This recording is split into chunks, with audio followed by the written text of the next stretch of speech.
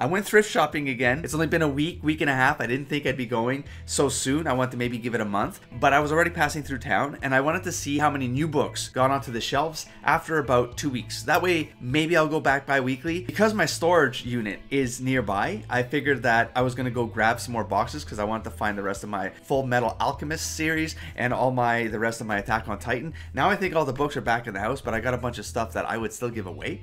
And really, I should be going in there with like a bag of stuff to give away. I get a 20% off coupon, then I hit the bookshelves. I really should have done that because this was a pretty expensive haul, and I probably would have gotten all of these books if they were there a week and a half ago, and they weren't. And I'll show you what I mean. First book up, we have the Robert Jordan series, book 1 of the Wheel of Time series. This is The Eye of the World, and look at this hefty paperback version. This is one of those series where I've known about since the early 90s because there was a book I borrowed from one of my friends, this book, the first one, but it was like the mass market paperback, and I never got around to reading it, but I did rip his cover in half. I felt really bad about it because I really took care of my books, but I pulled it out of my backpack, my high school backpack, and the cover ripped in half right to like, there was about like an inch left of the paperback. Yeah, so let's just not talk about that anymore. In any case, let's talk about the quality of this book from the secondhand shop. We have a relatively perfect spine there, as you can see by the glare. There's no creases in this sucker. Now there are some fraying here on the edges. There's like this, what's it called, a laminate, but perfect spine.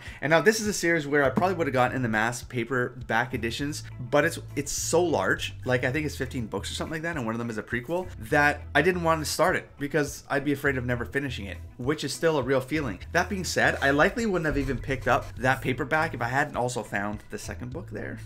And so we have The Great Hunt, and I mean, again, no crease in the spine, right? And it's got the same sort of fraying that happens here with the laminate, but it's something I could absolutely accept. It's also got this kind of ridging happening on the laminate on the spine. Otherwise, the book is in tip-top condition, you know what I mean? The pages are all, they're not bowed, they're not dog-eared. I hadn't even considered looking through them to see if there was any writing inside, but there isn't. And so there's book 2 of Robert Jordan's Wheel of Time series, and this edition just looks, it's really good, and it's, you know, a series that I would like to collect. So thank God I also found book 3 at the thrift shop. So we got the Dragon Reborn, and you know, you're gonna hear me repeat myself, whoever owned these books, they took care of these books, and it's crazy that these kinds of books are the ones that are given to these thrift shops for resale, because I mean, this one doesn't even have the fraying happening on the edge here. It doesn't have the fraying on the back cover even. That's crazy. So this one is almost in, I wouldn't say mint condition, you know, but for a thrift shop, the pages are still white. It's crazy. It's like this thing wasn't even read, man. So I'm really happy I found this series by Robert Jordan. It made me even happier to know that I found book 4 as well in the series. So we got Robert Jordan, The Shadow Rising, book 4. Book 4. I mean, look at the color map. That's kind of neat, right? I haven't flipped through these yet. Now this one's probably the one that got the most damage. It's a thicker book. There's a lot more pages, and so there's definitely some bowing happening on the spine there. But look at that. There's no creases, man. It hasn't been cracked, and it doesn't have the laminate problem really on either side. But it does have a lot of these like page curly kind of thingamajigs and bend. You know what I mean? Right there. It's a pretty bad one. But I mean, that's 4 of the 15 books, and I got all of them for $5.99, the ticket price. This is in Canadian dollars, but the cover price of these things is $32.99. So that's a massive savings on these 4 books. So now this has become a series that I'll keep my eye on when I go back to this thrift shop or any thrift shop. I'm going to look for these editions and I'll buy them used because, again, it's such a hefty cover price that I'm willing to accept some damage. And because of BookTube, I'm aware of Brandon Sanderson, of course, and the fact that he continued this series somewhere in 2005, if I recall correctly. I'm not sure what book that was, but his career basically kicked off around the same time, and I get that about right. But check this out. This is what I found there. We have the mass paperback edition of Mistborn. So I wanted to start with what's it called? To start with the Lanterns, the one that's being promoted down there, and I'll probably buy this one new unless I find it. At this point, maybe I'll be patient because there's so much to read anyways that I don't really have to rush anything on BookTube channels. This is the one that's recommended that anybody start with, including, I believe I heard Brandon Sanderson mention the same. I think his website also says the same. There's like a suggested starting path, and then there's the one that I would prefer to do, which is the publication starting path. I love to read things in chronology of the author's career because I like to absorb the context of the author's career as they're writing series and jumping from series to series over the years and kind of seeing their writing style change, evolve, get better in some cases over time. But in any case, he highly recommends people start with Mistborn, and this is really highly acclaimed. Everyone talks very, very, very highly of this. And again, it's one of these scenarios where if there was a lot of creases in the spine here, I would not have picked this up because it would have been a series I would have bought new, you know, but there's literally no creases on this cover. The pages are still white. There's no real bends on any of the pages, man. So it's relatively perfect condition. There's like a little bit of a ding here on the corner, but who cares?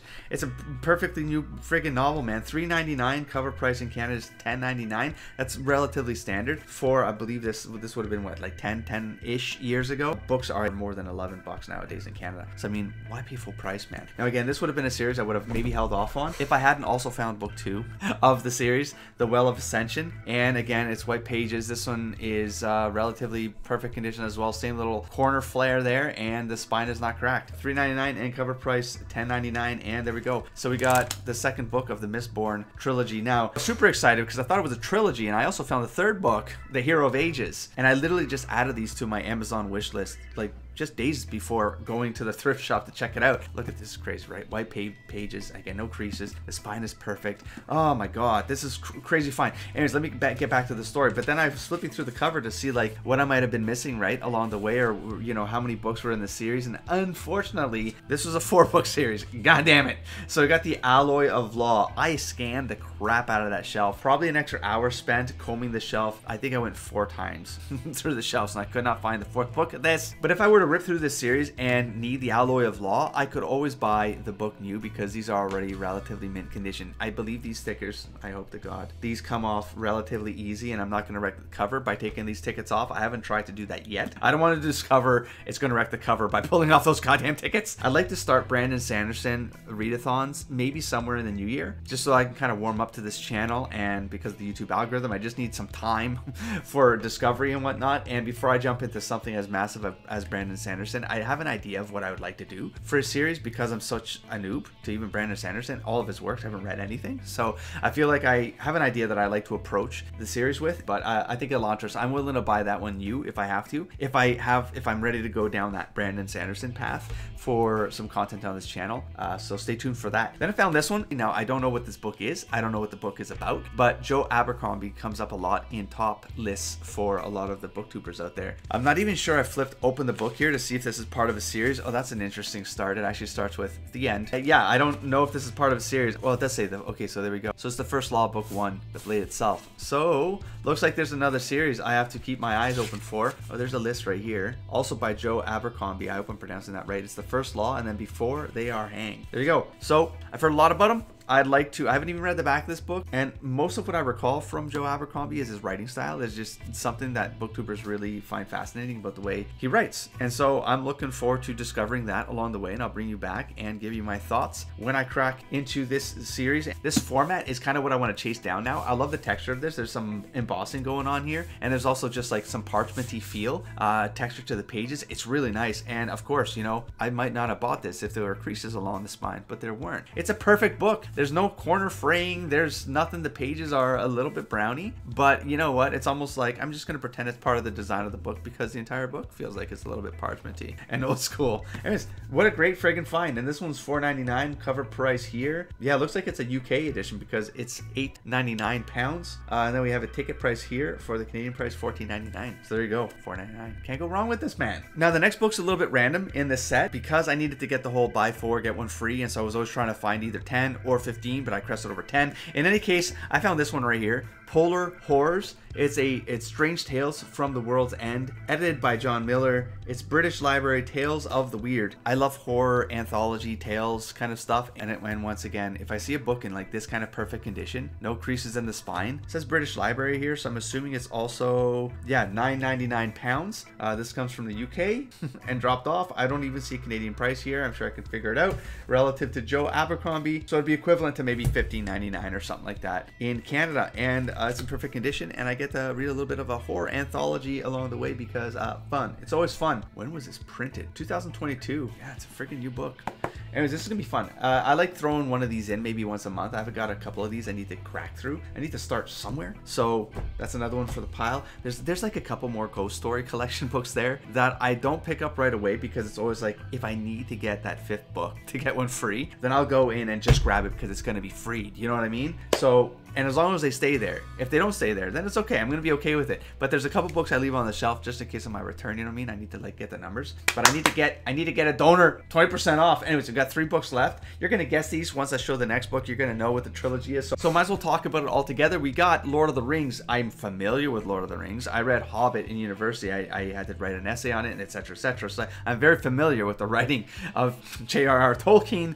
But for some reason, I have never in high school or university literary courses did I ever have to read the Lord of the Rings, which is crazy to me. It really feels like one of those staples that everyone has to get through. And I like this paperback edition, and I've seen book 1 there quite often. I think there's still one version there where the spine is absolutely demolished, whereas this one, it's only starting to crack and crease, but it's not that bad, and there's no real fraying on the corners. The cover quality is still good, right? And the pages are brown, but it's an aged book. And as with all the other books, I wouldn't have bought it if I didn't find an entire trilogy. Like sometimes I find other series I want, but then I don't find the collection. I'll find book 2, or I find 1 and 3. You know what I mean? That's just this weird, and I'm like, well, I'm not buying any of them because at some point someone's gonna drop off all of them, or you know what I mean? Like there's gonna be better picks of a good quality collection in the set, and so this was it. These covers have that gold trim around the edges. I believe, is my Hobbit like? Wait a minute. Oh my god! I was just organizing my fantasy shelf, and I had like a flashback of the golden trim of the Hobbit. This is the one I had to read in university.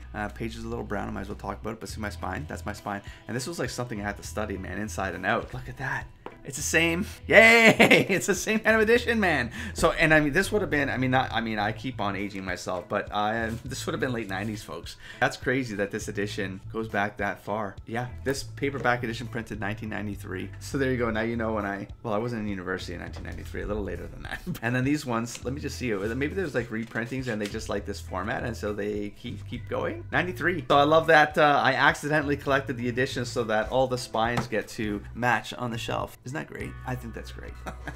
Anyways, Lord of the Rings. Go figure, right? Like I did book 1, book 2, and book 3, and I've never read it. And these are also chunky bastards. And I understand the writing style. I mean, he's very inspirational to writers in general, world builders, which of course I am absolutely. Because back in the day, I was big into tabletop gaming, and I was GMing a lot, and world building was why I love the GM. I know that the books take their time. This particular series, with a lot of the fluff, a lot of stuff that is not really narrative pushing. It's an older writing style. I really don't feel like I catch that in a lot of modern writing, and I have the tendency to really world build because of the tabletop background. But when I read modern literature, I'm like, this is never going to fly in a modern audience. But then I'm hearing booktubers talk about writers that what is it? Oh, Malazan, is that the series name? There's like a crazy series where when you jump into it, it's like it blows your mind because you're kind of jumping from continent to continent, and it's more like a world building snapshot along the way with different characters that exist in this world. And I'm kind of working on a project that's sort of like that, but it was going to be personal because I'm like, this is never going to fly. But then I learned about Malazan or Marzan, or I'm sorry, I'm butchering that. I could look it up. I'm sorry,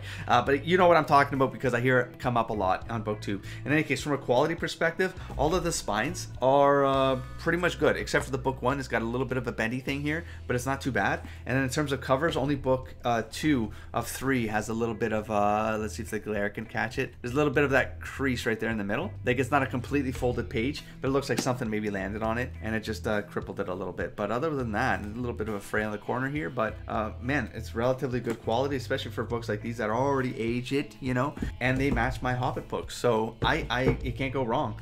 Definitely some yellowing going on. To be fair, these books are 30 years old. You know what I mean? So 30-year-old books with spines like this, that's fascinating. That's remarkable. Spectacular. So let's work on the tally here, just like we did last time. I got the receipt over here still. Now from a buy 4 books, get 1 free. And now again, there's like 3 of these books were my purchases, so I'll erase those from the total. But from a savings perspective, I saved about 15 bucks here on the 15 books. And so I would have saved at least another, I would say 12 to 15 bucks had I had that 20% off coupon. They round numbers at this thrift shop, so it's not exactly 20%. Like they'll take $1 or $2 off based on whatever threshold you're in, and then that's it. And they tally all that up. So I'll work something out where I show a tally here that's effectively the 12 or 15 books that are in this stack. So there you go. That's what I paid, more or less the discount along the way. The cover price total, had I paid all of these at market value, and then the relative savings that I actually got because I didn't buy these for full price. That's what I noticed. is I don't really find a lot of book deals anymore. Like, is it inflation or something going on? Because I remember a couple years ago, I almost had to stay off of these sites because they would have these crazy buy 3 get 1 free. They'd get these 1 week, a Boxing Week or something like that. You get like 30 to 50% off. There's like, we used to have like Indigo Chapters used to have massive sales, and now I don't see any of that anymore. And even on Amazon, I used to be able to jump on Amazon and you'd find books for like 30% off and stuff like that, and I just don't see that happening anymore. Even when I collect a massive series, like a box set, if you find a box set, you're gonna get a pretty good deal there, you know. But I don't see what I used to see, man. And so that's maybe a good thing, because it means I won't splurge. But a lot of these manga series, I definitely got massive haul discounts off of these with the Right Stuff, right? Right Stuff was massive. Now for Canada, you have to spend $250 to get the free shipping, and so I would spend $250 on each haul because I wanted that free shipping, because it would have cost an arm and a leg to do the free shipping. But their deals were so good, you know, during those Boxing Day weeks, and I think they have one in June, that, you know, 2 times a year it was just like a massive splurge, and I got to rack up my manga series along the way that way very rapidly. Book Depository was somewhere I used to go like 15-20 years ago, and they used to have great sales. They got bought out by Amazon, so then those prices flattened out, and then Right Stuff got bought out by Crunchyroll. Oh god, am I getting this wrong? And then I'm sure they still have deals, but I gotta stay out of manga. And I'm just looking for a lot more novels now, because BookTube keeps talking about novels, and I want to get more of these collections, and some of these series are like 10+ novels deep, man. Like between Sanderson and Jordan, like these authors have a massive library. Rambling near the end there, I hope you enjoyed this haul. I'm gonna have to go back every 2 weeks just to see what happens, and I'm gonna have to put a little baggie together for donations so that I can, yeah, I'm just gonna be donating clothes now every 2 weeks just to get discounts off books. That just sounds like a good trade to me, because why need things to wear when you have things to read? That was not what the outro I intended to be giving.